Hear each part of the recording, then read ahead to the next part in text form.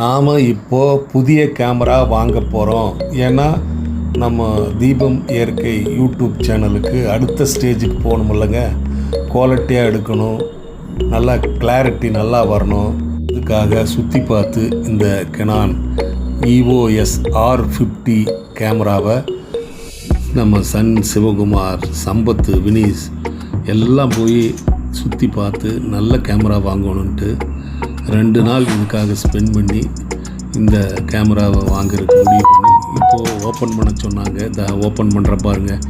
Camera எப்படி இருக்குதுன்னு பார்க்குறதுக்கு ஆவலாக இருக்குது.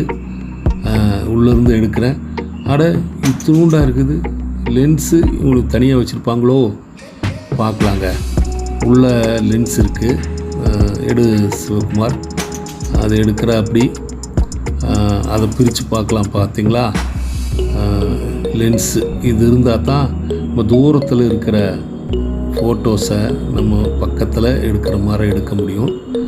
இது எப்படி ஃபிட் பண்ணுறது?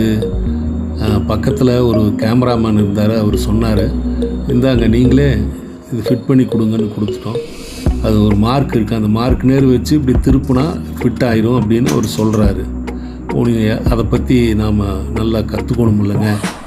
கற்றுட்டு நம்ம எடுக்கிற பாணியில் எடுத்தோம்னா ரொம்ப சிறப்பாக வரும். நானும் ஒரு தடவை அதைய கழட்டி பார்த்துட்டு திருப்பி மாட்டிட்டேன். நல்லா இருக்குது.